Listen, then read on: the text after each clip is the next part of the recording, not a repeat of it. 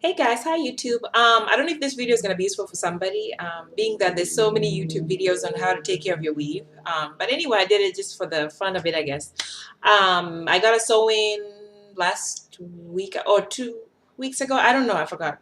And I just wanted to share what I've been doing basically to care for it and also to maximize growth and also just to basically take care of my hair under there while I'm having the sew-in. Some people tend to abandon their hair because they have a weave, and it's really a bad mistake.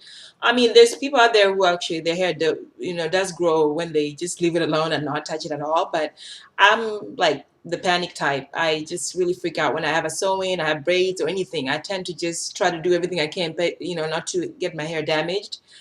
Even though the last time was a different story. So yeah. Um, One of the things about weaves is they're a great protective style. And I mean, they look nice. It's good to change up your hair whenever you feel like it. I love that. But if you leave it and abandon it, sometimes it tends to look like it's not yours, which is really what you don't want. You don't want you walking around and people being able to know that that's not your hair. So the key is to keep your weave looking like it's yours. And that means doing whatever it takes to make it look like it's yours. If you get compliments such as, wow, your hair's really long, then you know you're doing something correctly. But if you get the stares and people are just like, that's not hers, then you don't want that. Um, so yeah. So one of the first things that I definitely do every day is moisturize and seal my leave out. If you don't have a leave out, then you have nothing to worry about. Because I don't want my own hair in the front getting damaged. So that's definitely something important. You definitely want to moisturize your leave out and seal. I have the oil in here.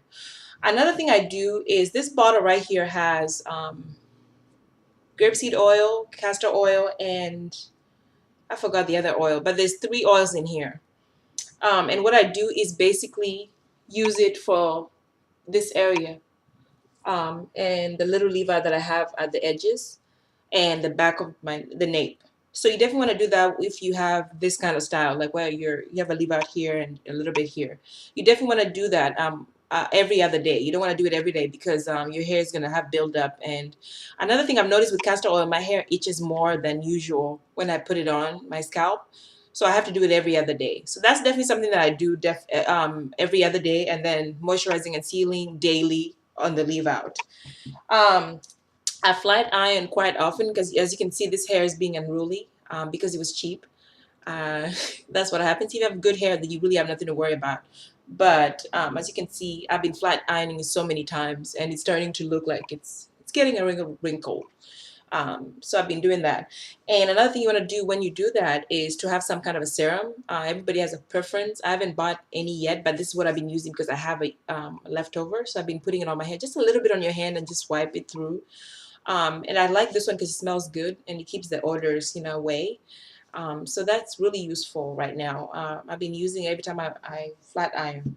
Um, and then, so every other day when you're putting oil in your hair, you just lift up your the weave and go into your scalp and also moisturize the braids. The only thing is if you have a net, I'm not sure how you people do that because some people say that you can still moisturize, but I don't know how that's possible. Maybe a spray one, I don't know. But I know that I go in there and moisturize the braid as well as the scalp, and then just massage a little bit. And I do that every other day. I do get more itching when I put the oil, and also when I go to sleep at night. That's another thing I'm going to warn you guys. If you have a weave, you tend to get itchier when you're laying down because your hair is covered, and I think it needs fresh air. Because when I'm outside, I rarely have to have an itch or get my bobby pin or pad because it's like it breathes. But when I'm at home, I get serious itch, especially when I have my scarf on or my bonnet. The itch is crazy. So people have talked about tree oil, which I haven't looked into the itch stuff yet. I'll do that later because it's bearable. You know, Synthetic hair and human hair, I think there's something in it that makes people itch. So expect that, a little patting here once in a while. It's not going to do any harm. If you have good hair, you can definitely co-wash maybe once a week. I'm definitely not going to co-wash this because I know it's going to be unruly if I do.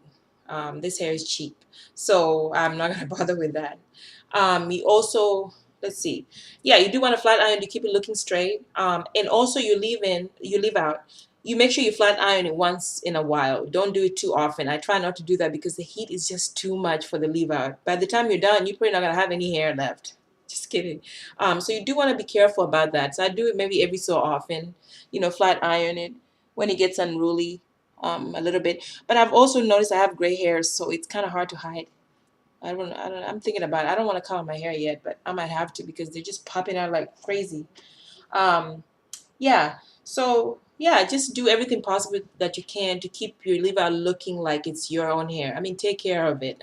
Don't just abandon it and just let it dry and get out of control and you're walking around with your leave out looking bad. You definitely want to gel those edges and keep it, really moisturized, and keep it slick. You don't want it to be sticking out like somebody who did what with their hair.